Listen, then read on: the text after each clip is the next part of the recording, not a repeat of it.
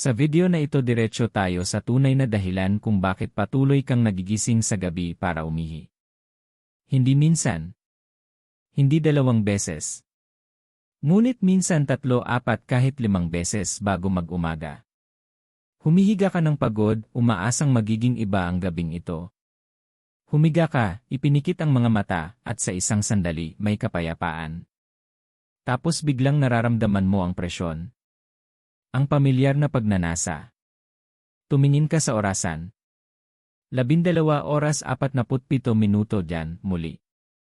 Dahan-dahang tumatayo ka. Masakit ang iyong mga tuhod. Masakit ang iyong likod. Madilim ang silid.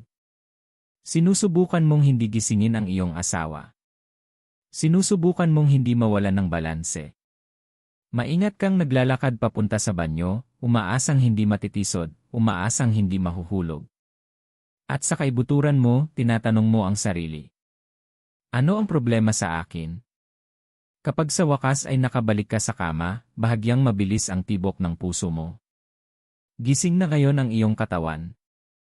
Nagsisimula ang isip mo mag-isip. Mga bayarin. Pamilya. Iyong kalusugan. Ang appointment sa doktor.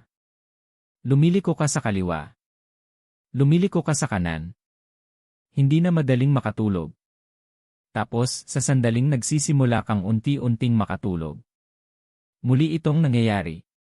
Kung ito ang iyong buhay pagkatapos ng 60, makinig ng mabuti. Hindi lang ito tungkol sa pag-ihi. Ito ay tungkol sa sirang tulog. Ito ay tungkol sa pagkawala ng malalim na pahinga. Ito ay tungkol sa paggising na pagod bago pa man magsimula ang iyong araw. Ito ay tungkol sa pakiramdam na mas matanda kaysa sa tunay mong edad. Ang tulog ay pagpapagaling. Pinapabuti ng tulog ang puso. Pinapabuti nito ang utak. Binabalanse ang hormones. Pinapalakas ang immune system. Ngunit sa tuwing nagigising ka para umihi, napuputol ang proseso ng pagpapagaling na iyon. At sa paglipas ng panahon, nag-ipon ito. Pagod sa araw. Memorya na pakiramdam mabagal. Iritabilidad na hindi mo maipaliwanag. Pag-aalala sa gabi. Takot na mahulog sa dilim. Ang ilan sa inyo ay hindi na umiinom ng marami sa araw dahil natatakot sa mangyayari sa gabi. Ang ilan sa inyo ay tumigil sa paglalakbay. Tumigil sa pagtulog sa bahay ng kaibigan. Tumigil sa pag-enjoy sa mahabang biyahe. Lahat dahil nag-aalala kayo sa inyong pantog. Masakit iyon. Dahil ang yugtong ito ng buhay ay hindi dapat maramdaman na parang pagkakakulong sa loob ng sariling katawan. At narito ang bahagi na tumatagos ng malalim. Maraming tao sa edad 60 pataas ang iniisip na ito ay normal na pagtanda. Tinatanggap nila ito. Naghihirap ng tahimik. Nagbibiro tungkol dito. Sinasabi nila, bahagi lang ito ng pagtanda. Ngunit paano kung sasabihin ko sa'yo? Mayroong isang napakakaraniwang gawi sa gabi na tahimik na nagpapalala nito. Isang gawi na sobrang simple. Sobrang ordinaryo. Sobrang nakagawian. Na hindi mo man lang iniisip ng 2 beses. At maaaring ito mismo ang dahilan kung bakit ninanakaw ang iyong tulog gabi-gabi. Hindi ito tungkol sa pagsisi sa'yo. Ito ay tungkol sa pag-unawa sa kung ano ang nangyayari sa loob ng iyong katawan. Dahil pagkatapos ng 60, nagbabago ang iyong mga bato. Nagbabago ang iyong pantog. Nagbabago ang iyong hormones. Nagbabago ang paraan ng komunikasyon ng utak mo sa pantog mo. Hindi na ang katawan mo ay tulad ng dati noong ikaw ay 40. Ngunit narito ang katotohanan kailangan mong marinig ng buong puso. Hindi ka sira. Hindi ka mahina. Hindi ka nag-iisa sa ito. Milyon-milyong matatanda sa edad 60 pataas ang nagigising sa gabi para umihi. Ngunit kakaunti ang malinaw na sinasabi kung bakit ito nangyayari at kung ano ang maaari nilang gawin tungkol dito. Ngayong gabi, hindi tayo huhula. Hindi tayo magpapalinaw ng katotohanan.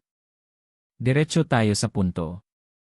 tuklasin natin kung ano ang nangyayari sa loob ng iyong katawan pagkatapos ng paglubog ng araw, kung bakit lalakas ang pagnanasa sa gabi, kung bakit maaaring maramdaman mo ang presyon, kahit hindi puno ang pantog, at kung paano ang isang simpleng gawi sa gabi ay maaaring nagtitrigger ng paulit-ulit na siklo.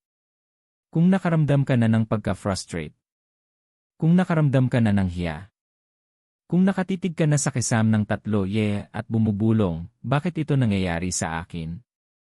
Kung gayon, ang mensaheng ito ay para sa iyo. Manatili ka sa akin. Dahil sa pagtatapos nito, mauunawaan mo ang iyong katawan sa paraang hindi mo pa nagagawa noon. At kapag naintindihan mo ang iyong katawan, makakabalik ka sa kontrol. Magsimula na tayo. Ngayon, diretso na tayo sa punto. Ang pinakakaraniwang gawi sa gabi na nagtitrigger ng pag-ihi sa gabi pagkatapos ng 6 na po ay ito, pag-inom ng masyadong maraming likido ng huli sa gabi. Simple. Ngunit makapangyarihan. Maraming tao ang naniniwalang gumagawa sila ng isang bagay na malusog. Isang malaking baso ng tubig pagkatapos ng hapunan. Isang mainit na tasa ng tsaa bago matulog. Siguro kape habang nanonood ng telebisyon. Siguro kahit isang maliit na bote ng tubig sa tabi ng kama, para lang kung sakali. Parang walang masama. Ngunit pagkatapos ng 6 na po, hindi na ang katawan mo ang humahandle sa likido sa gabi tulad ng dati noong ikaw ay mas bata. Sa araw, mahusay ang paggana ng iyong mga bato sa pag-filter ng dumi at pagbalance ng likido. Ngunit sa gabi, may isang mahalagang nangyayari. Ang katawan mo ay naglalabas ng hormone na tinatawag na antidiuretic hormone, Ang hormone na ito ay nagsasabi sa iyong mga bato, huminay. Natutulog tayo ngayon. I conserve ang likido. Ganito natutulog ng 6-8 oras nang walang istorbo ang mga mas batang katawan. Ngunit habang tumatanda tayo, natural na bumababa ang produksyon ng hormone na ito. Ibig sabihin, hindi natatanggap ng iyong mga bato ang malakas na senyales para huminay sa gabi. Ngayon, idagdag ang likido sa huling bahagi ng gabi sa kwento. Uminom ka ng malaking baso ng tubig sa 8 oras 30 minuto. Patuloy na nag-filter ang iyong mga bato. Nagsisimula ng mapuno ang pantog mo. Humiga ka sa 1-0 yan. Pagsapit ng hating gabi, malakas na signal na mula sa pantog mo papunta sa utak. Gising. At dahil ang pantog sa pagtanda ay mas kaunting elastic at bahagyang mas maliit ang kapasidad, hindi ito kayang mag-stretch tulad ng dati. Mas mabilis itong nakakaramdam ng puno kahit hindi sobra ang ihi. Ang presyong iyon ay nagiging agarang pangangailangan. At kumikilos ka. Narito ang bahagi na hindi napapansin ng maraming tao. Kapag humiga ka, ang likido na naipon sa iyong mga binti sa araw ay nagsisimulang bumalik sa sirkulasyon. Hindi na ito hinahatak pababa ng gravity. Nababalik sa dugo. Nagre-redistribute ang daluyan ng dugo. Nagfi-filter ang iyong mga bato. Kaya kahit hindi ka uminom ng napakalaki, pinoproseso pa rin ng katawan mo ang dagdag na likido kapag nakahiga ka na sa kama. Ito ang dahilan kung bakit may nagsasabi, hindi naman ako umiinom ng ganoon karami sa gabi, pero gising pa rin ako. Hindi lang ito tungkol sa kung ano ang iniinom mo. Ito ay tungkol sa kung kailan ka umiinom. At mahalaga rin kung ano ang iniinom mo. Sa kape, cola, kahit ilang herbal tea. Ang caffeine ay isang diuretic. Pinapataas nito ang produksyon ng ihi. Pinapairita rin nito ang lining ng pantog, ginagawa itong mas sensitibo. Ibig sabihin, kahit katamtamang dami ay maaaring mag-trigger ng pangangailangan ilang oras pagkatapos. Mas masama pa ang alkohol. Hinarangan nito ang aksyon ng antidiuretic hormone, kaya mas maraming ihi ang inilalabas ng iyong mga bato. Maaaring maramdaman mong relaxed, pero na-stimulate ang iyong pantog. Kung karaniwan kang umiinom ng likido pagkatapos ng 7, lalo na ng malalaking dami, maaaring ang gawin na ito lamang ang nagpapagising sa iyo. At narito ang matinding katotohanan, ang katawan mo pagkatapos ng 6 na po ay kailangan ng ibang strategy. Hindi ito tungkol sa dehydration. Ito ay tungkol sa timing. Dapat ang hydration ay mangyari mas maaga sa araw, umaga at hapon, kapag aktibo at nakatayo ang katawan. Sa gabi, dapat dahan-dahan nang bumaba ang pag-inom ng likido. Ang simpleng pagbabago na ito ay maaaring makabawas ng malaki sa mga gabing pag-ihi sa banyo. Hindi mo kailangan ng komplikadong paggamot. Hindi mo kailangan ng extreme na hakbang.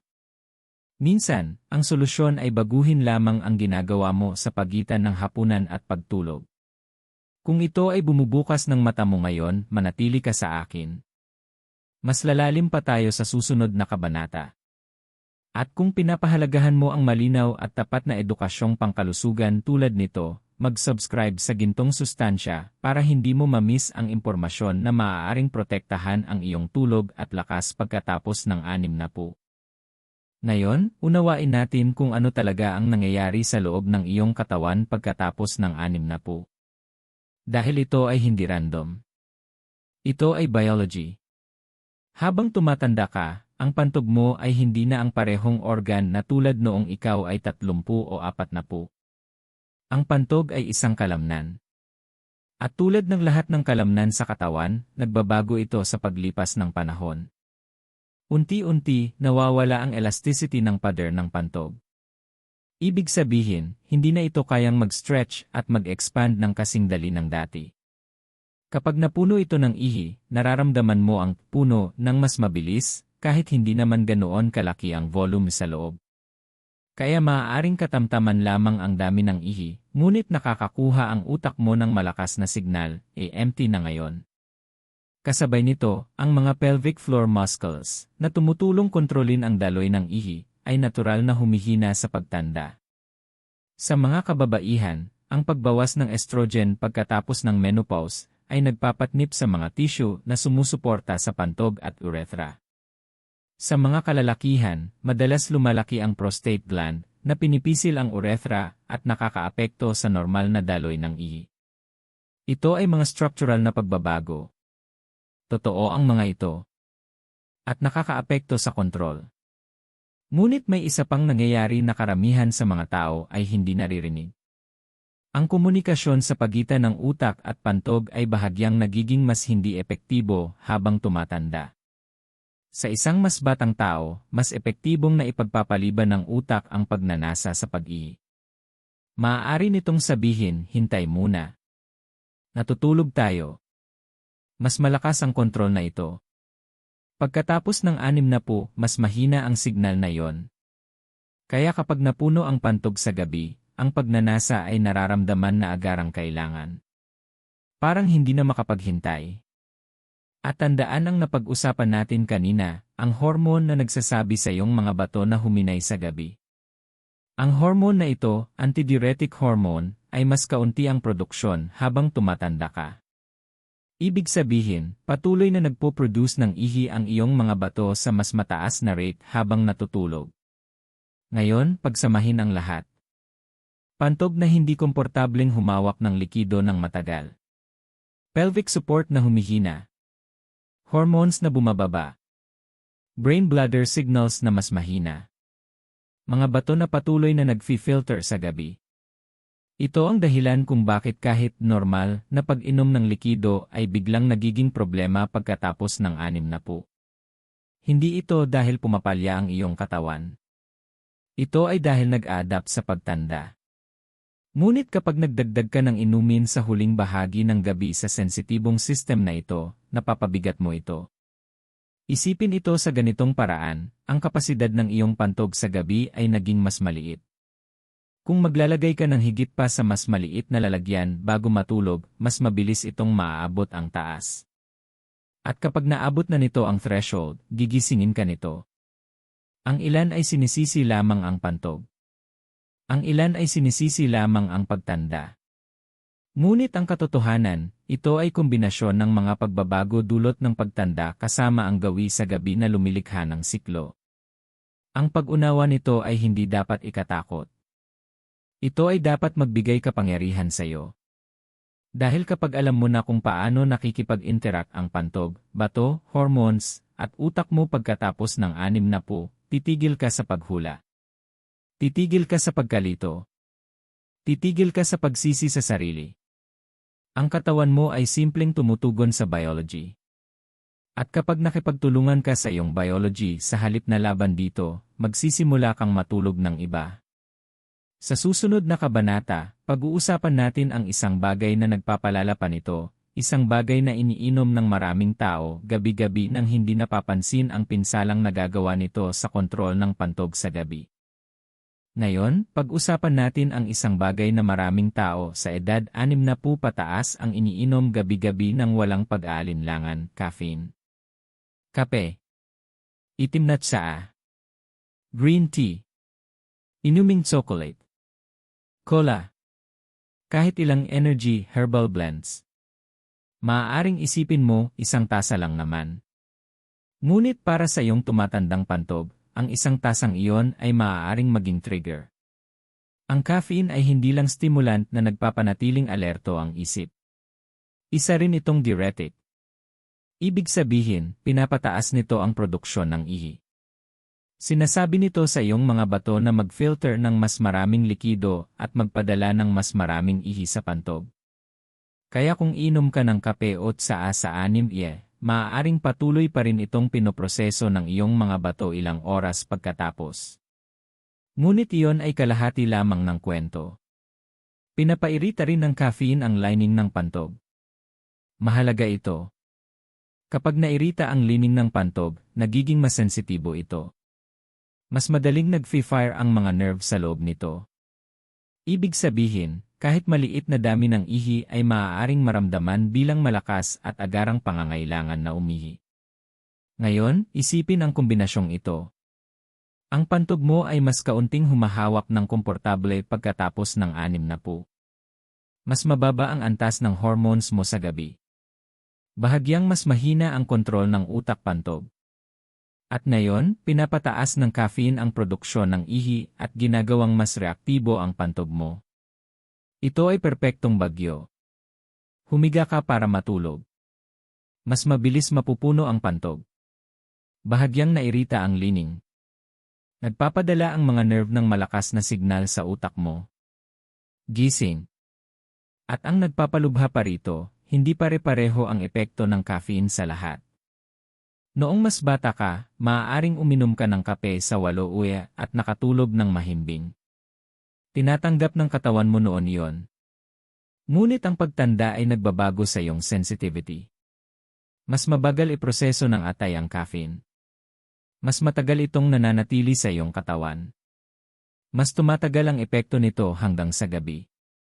Kaya maaaring sabihin mo, 30 taon na akong umiinom ng tsaa sa gabi.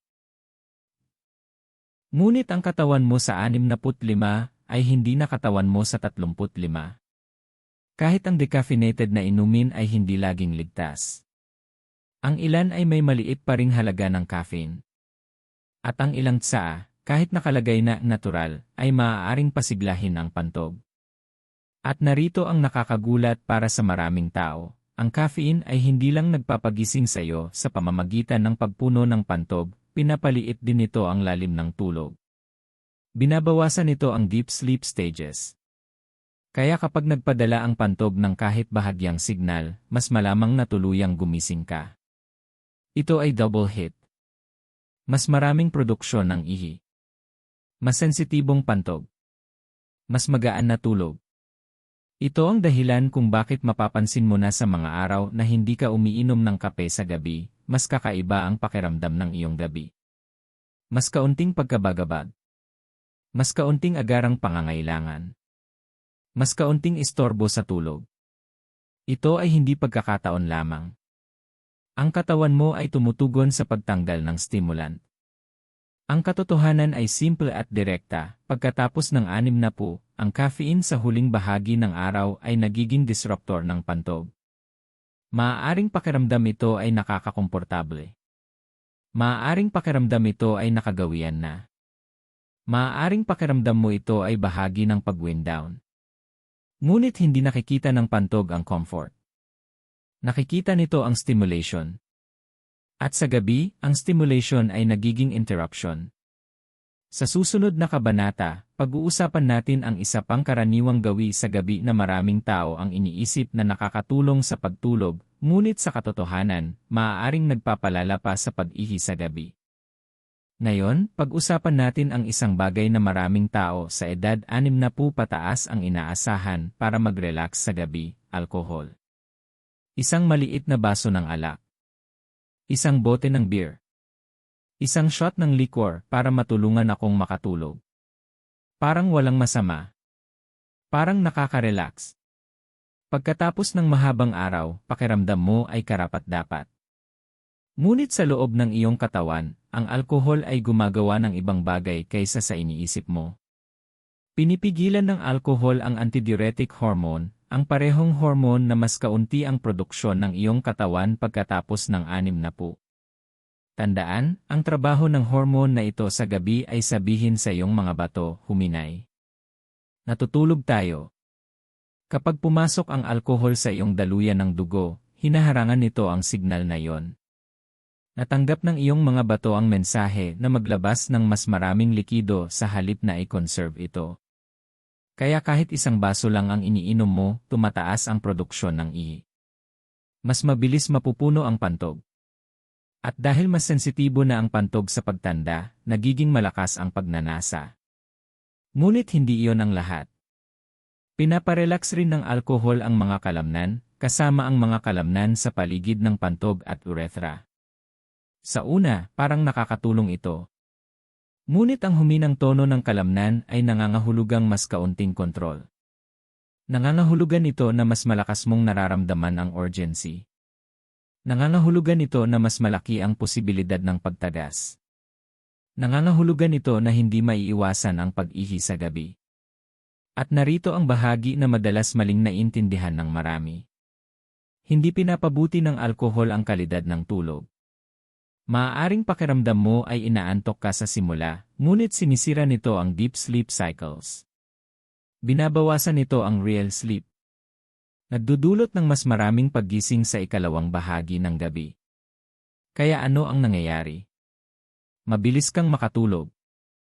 Ngunit pagsapit ng hating gabi o isabes, mas magaan ang tulog mo.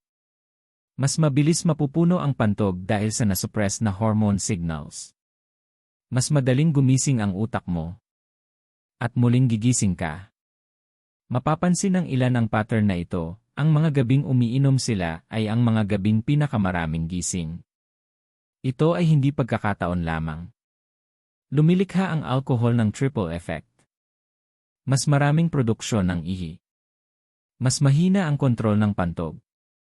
Mas magaan at fragmented na tulog. Pagkatapos ng 60, mas mabagal i-metabolize ng katawan ang alkohol. Mas matagal itong nananatili sa sistema mo.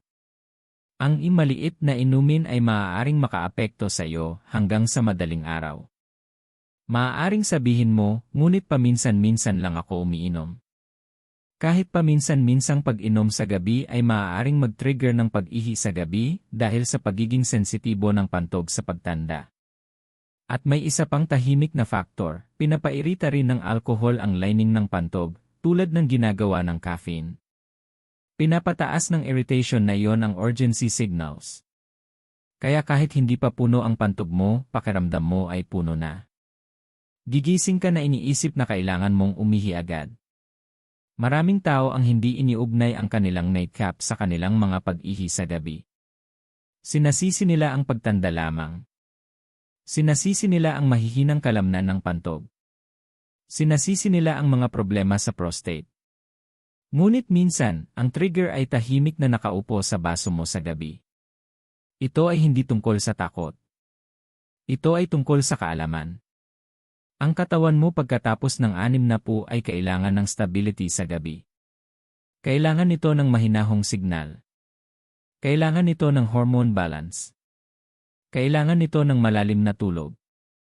Nilalabag ng alkohol ang lahat ng iyon. At kapag paulit-ulit na nadudurog ang gabi mo, naapektuhan din ang iyong araw. Sa susunod na kabanata, tuklasin natin ang mga nakatagong gawi sa gabi na maaaring hindi mo nakikilala bilang mga fluid triggers. Mga bagay na mukhang malusog o walang masama, ngunit maaaring pinupuno pa rin ang pantog mo habang sinusubukan mong magpahinga. Ngayon, tignan natin ang isang bagay na maraming tao ay ganap na hindi napapansin. Hindi laging ang halatang inumin tulad ng kape o alkohol. Minsan, ito ay ang mga nakatagong likido sa iyong gabi-gabing routine. Sopa sa hapunan. Isang malaking mangkok ng sabaw. Mga prutas na may mataas na tubig tulad ng pakwan o oranges pagkatapos ng 8 yan. Late night smoothies. Kahit dagdag na gravy sa ibabaw ng kanin o karne. Maaaring hindi mo iniisip ang mga ito bilang inumin, ngunit iniisip ng iyong mga bato. Likido ay likido. Kapag kumain ka ng pagkain na mayaman sa tubig sa huling bahagi ng gabi, kailangan pa rin itong iproseso ng iyong katawan. Inaabsorb ito ng daluyan ng dugo. I-filter ito ng iyong mga bato. Ini-store ito ng pantog. At dahil mas mababa na ang antas ng hormone mo sa gabi pagkatapos ng 6, mas malamang na ang likido ay maging ihi sa gabi kaysa may conserve.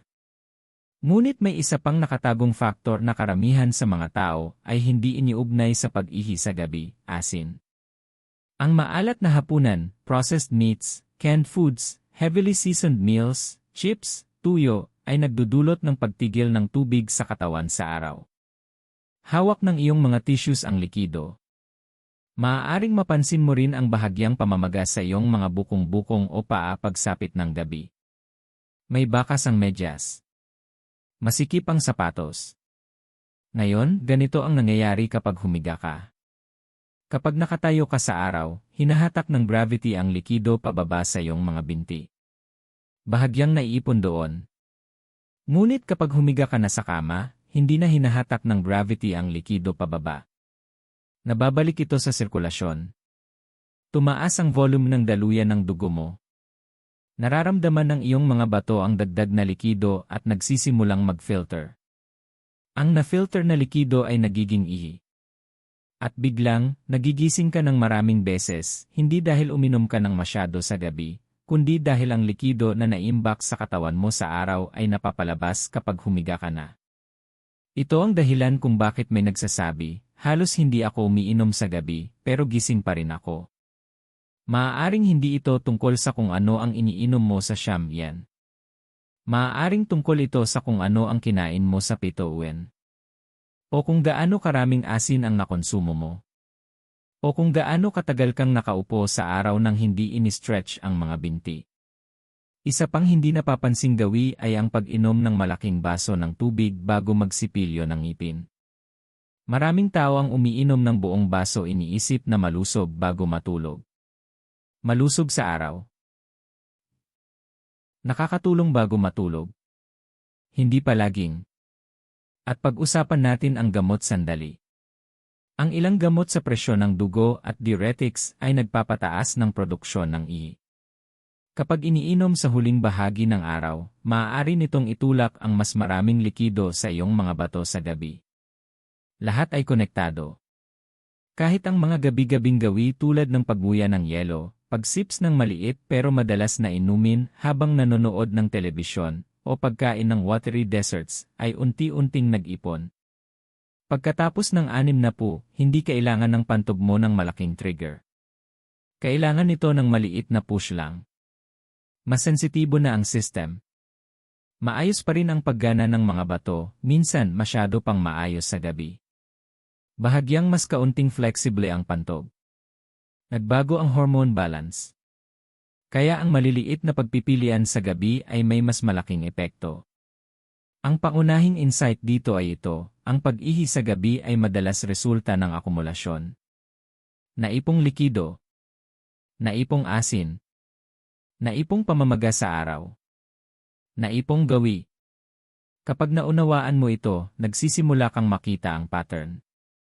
Napapansin mo na ang ilang hapunan ay nagdudulot ng mas masamang gabi.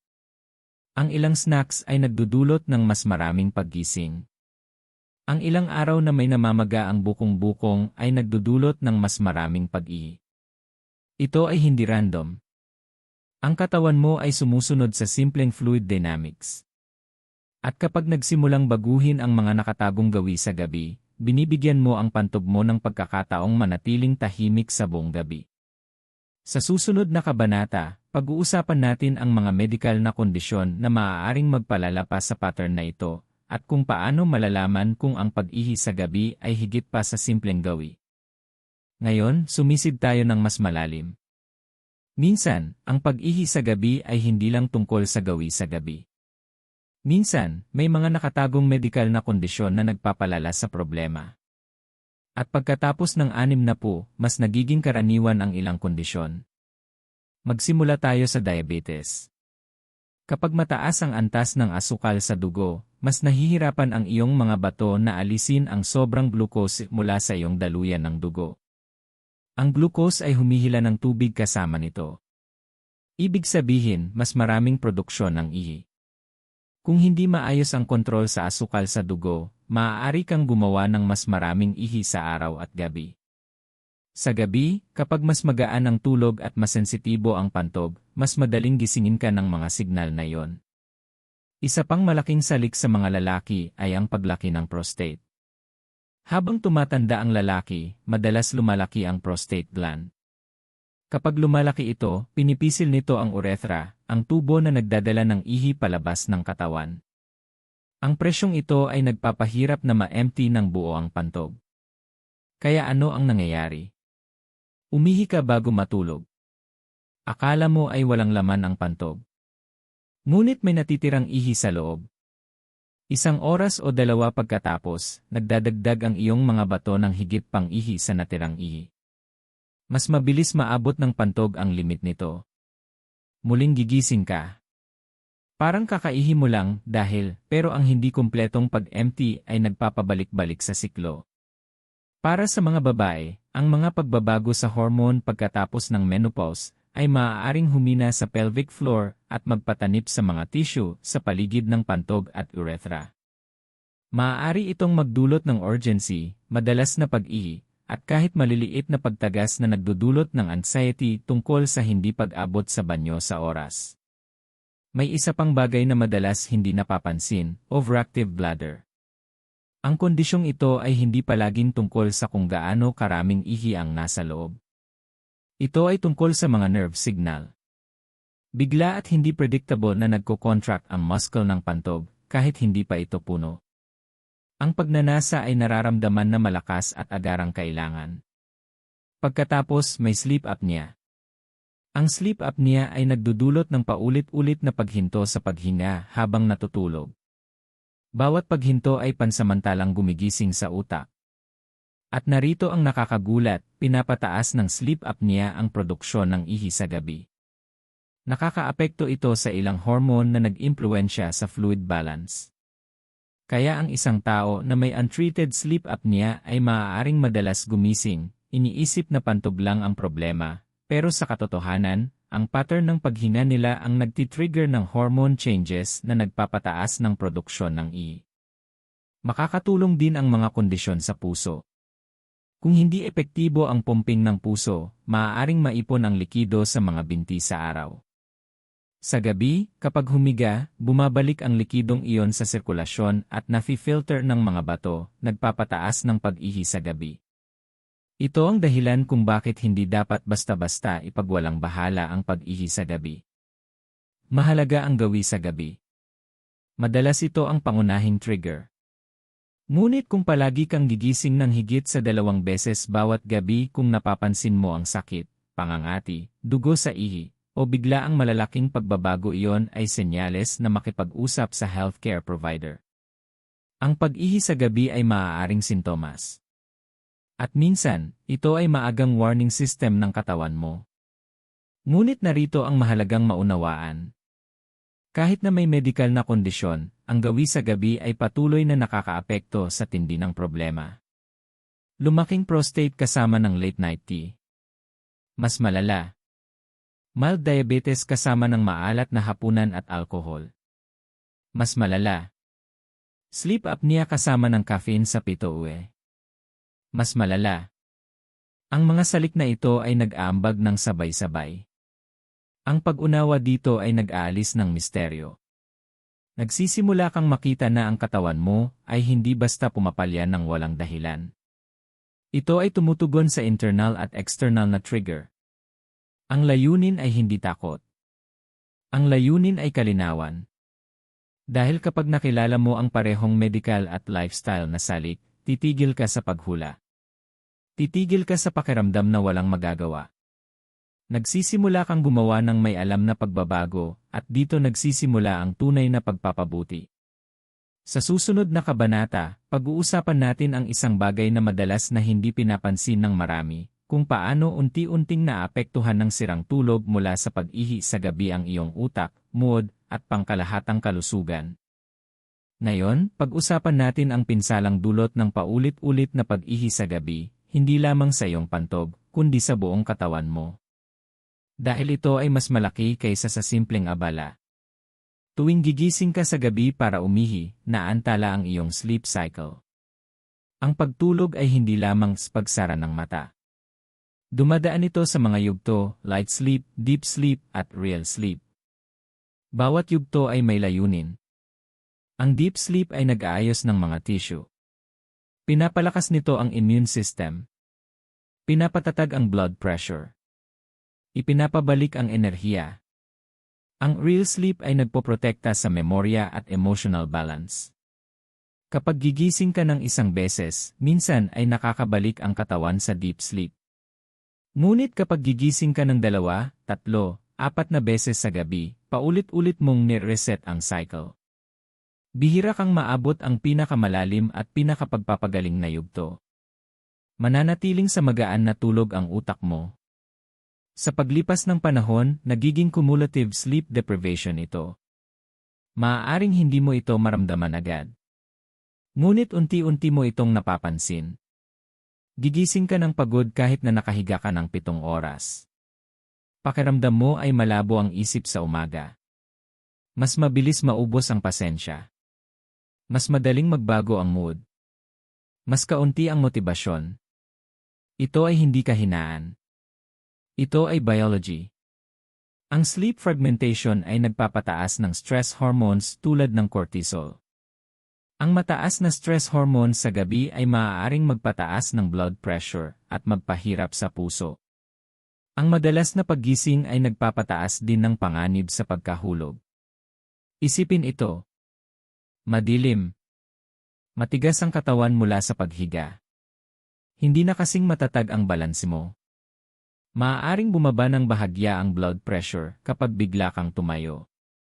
Isang maling hakbang. Isang madulas na sahig. Isang sandali ng pagkahilo. Para sa mga nakatatanda, ang pagkahulog sa gabi ay isa sa mga pinakakaraniwang sanhi ng malubhang pinsala. At lampas sa pisikal na panganib, may nangyayari ring emosyonal. Ang paulit-ulit na pag-ihi sa gabi ay nagdudulot ng anxiety. Humihiga ka na inaasahan mong gigising. Binabantayan mo ang orasan. Sobrang aware ka sa pantog mo. Kahit maliliit na sensasyon ay nararamdaman na agarang kailangan dahil inaasahan mo ito. Ang anticipation na yon mismo ay nagpapanatiling magaan ang tulog mo. May ilan na nagbabawas pa ng aktibidad sa araw dahil pagod sa kakulangan ng tulog. Mas madalas silang natutulog sa araw, na lalo pang nagpapagaan sa tulog sa gabi. Nagiging cycle ito. Ang pagkapagod ay nagdudulot ng kaunting galaw. Ang kaunting galaw ay nagdudulot ng pag-ipon ng likido. Ang pag-ipon ng likido ay nagdudulot ng mas maraming pag-ihi sa gabi. Ang mas maraming pag-ihi sa gabi ay nagdudulot ng mas maraming pagkapagod. At lalo pang umiigting ang cycle. Apektado rin ang cognitive health. Ang chronic sleep interruption ay naugnay sa problema sa memorya. Ginagamit ng utak ang deep sleep upang alisin ang waste products at pagsamahin ang mga alaala. Kapag paulit-ulit itong nahahadlangan, mas mabilis bumabagal ang mental sharpness. Karaniwan din ang pagbabago ng mood. Irritability. Mababang enerhiya. Banayad na depresyon. Mas maraming pag-aalala. Maaaring hindi mo mayugnay ang mga damdaming ito sa pantog. Ngunit binabago ng sirang tulog ang brain chemistry. Ito ang dahilan kung bakit hindi dapat ipagwalang bahala ang pag-ihi sa gabi bilang bahagi lang ng pagtanda. Apektado nito ang buong sistema mo. Apektado kung paano ka mag-isip. Apektado kung paano ka gumalaw. Apektado kung paano ka makaramdam. Apektado ang kaligtasan mo. At narito ang pinakamahalagang bagay na dapat maunawaan. Kapag nabawasan mo ang paggising sa gabi, kahit 1 o 2 beses lang, ang kalidad ng tulog ay dramatically na bumubuti. Hindi kailangan ng perpeksyon ang katawan mo. Kailangan ito ng mas kaunting istorbo. Kahit maliliit na pagbabago ay maaaring magpabalik ng mas malalim na tulog, mas matatag na umaga, at mas malinaw na pag-isip. Sa susunod na kabanata, tututok tayo sa mga solusyon, praktikal, realistic na pagbabago na maaari mong simulan agad upang maprotektahan ang tulog mo at mapatahimik ang pantog mo sa gabi. Ngayon, pumunta tayo sa bahagi na talagang mahalaga, kung ano ang maaari mong gawin simula ngayong gabi upang kontrolin ang iyong tulog at bawasan ang pag-ihi sa gabi. Dahil mahalaga ang malaman ng problema, ngunit ang aksyon ang tunay na magbabago ng buhay mo. Una at pinakamakapangyarihang hakbang, timing ng iyong pag-inom ng likido. Hindi ito tungkol sa pagbawas ng kabuuang pag-inom, mahalaga ang hydration, kundi kung kailan ka inom. Pinakamainam ang katawan kapag uminom ka sa araw. Ang umaga at hapon ang pinaka-ideal. Pagsapit ng gabi, lalo na 2 hanggang 3 oras bago matulog, dapat bumaba na ang iyong pag-inom ng likido. Ang kaunting lagok ng tubig ay okay, ngunit iwasan ang malalaking baso o tuloy-tuloy na pag-inom bago matulog. Kailangan ng iyong mga bato ang oras na ito upang pabagalin ang kanilang filtering sa gabi. Pangalawa, bigyang pansin ang caffeine. Kape, saa, chocolate drinks, at kahit ilang herbal teas ay maaaring kumilos bilang diuretics. Pagkatapos ng dalawaye, mainam na limitahan ito ng buo. Kahit ang maliit na tasa ng tsaa ay mukhang walang masama, ngunit sa tumatandang pantog, ang maliit na dami ay maaaring mag-trigger ng agarang tawag sa banyo. Ang pagbabawas ng caffeine sa huling hapon at gabi ay nagpapahintulot sa pantog mo na mag-relax ng natural at panatilihin ang tulog na hindi interrupted. Pangatlo, pag-usapan natin ang alkohol. Ang maliit na nightcap ay maaaring pakiramdam nakaka-relax, ngunit sinisira nito ang katawan sa maraming paraan. Pinipigil ng alkohol ang antidiuretic hormone na nagsasabi sa iyong mga bato na huminay. Pinapairita nito ang pantog at pinapaluwag ang tulog. Ang pagtanggal o malaking pagbawas ng alkohol sa gabi ay tumutulong maiwasan ang paulit-ulit na paggising at pinoprotektahan ang deep restorative sleep. Pang-apat, isaalang-alang ang iyong hapunan. Ang maalat na hapunan, sopas, prutas na maraming tubig, at mabibigat na sarsa ay maaaring magbigay ng mas maraming likido kaysa sa iniisip mo. Ang asin ay hinihikayat ang katawan na humawak ng tubig sa araw, na kapag humiga ka ay bumabalik sa daluyan ng dugo at nagpapataas ng produksyon ng ihi. Ang pag-aayos ng hapunan, mas magaan, mas kaunting asin, at mas kaunti ang pagkain ng tubig bago matulog, ay maaaring magkaroon ng kamanghamanghang epekto. Isa pang simpleng ngunit epektibong strategy, double voiding. Bago matulog, pumunta sa banyo 1 beses, pagkatapos maghintay ng ilang minuto at umihi muli. Tinitiyak nito na mas ma-empty ang pantog, binabawasan ang tsansa ng paggising sa unang ilang oras ng tulog. Kung napapansin mo ang pamamaga sa mga binti o paa sa araw, ang pag-angat ng mga ito ng 20-30 minuto sa gabi ay makakatulong. Hinahawakan ng gravity ang likido sa ibabang bahagi ng katawan. Ang pag-angat ng mga binti ay naghihikayat na bumalik sa sirkulasyon ang likido ng mas maaga, kaya nafi-filter ito ng mga bato bago matulog, hindi sa kalagitnaan ng gabi. Mahalaga rin ang galaw sa araw. Ang matagal na pag-upo ay nagpapahintulot sa likido na maipon sa mga binti, na nagpapataas ng pag-ihi sa gabi. Ang magaang aktibidad, paglalakad, stretching, o kahit maikling leg exercises, ay makakatulong ilipat ang likido at bawasan ang urgency sa gabi. Ngayon, ang ilang tao ay umaasa sa gamot tulad ng diuretics. Kung iniinom mo ito, mahalagang pag-usapan sa doktor ang timing ng iyong dosis.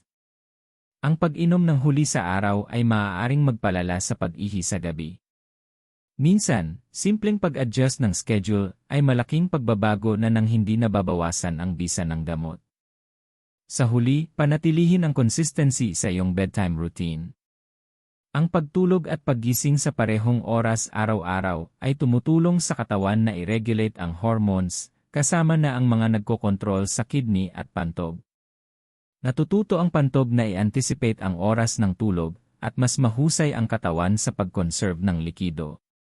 Lahat ng mga estratehiyang ito ay maaaring mukhang maliit isa-isa, ngunit kapag pinagsama, bumubuo sila ng sistema na sumusuporta sa pantog, binabawasan ang interruptions, at nagbabalik ng mas payapang, restorative sleep.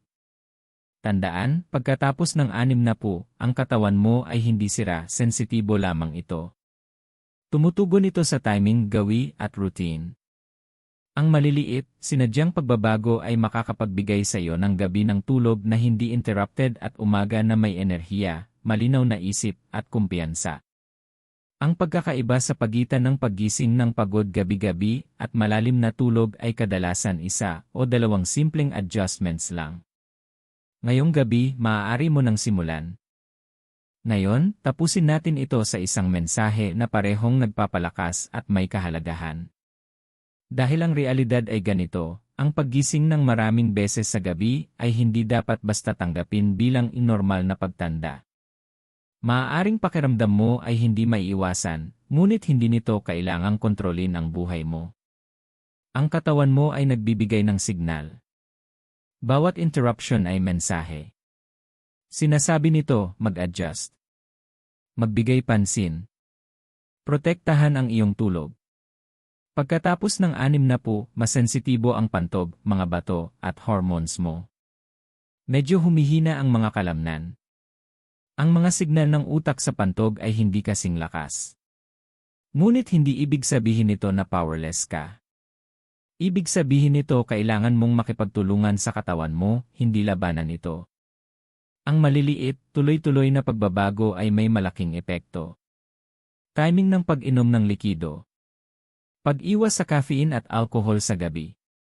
Pag-aayos ng maalat na pagkain. Pag-angat ng mga binti. Double voiding bago matulog.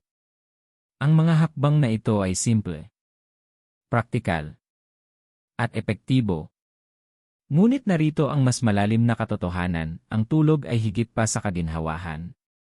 Ang tulog ay lakas. Ang tulog ay malinaw na pag-iisip. Pinoprotektahan ng tulog ang puso. Pinapatatag nito ang mood. Ipinapabalik nito ang immune system.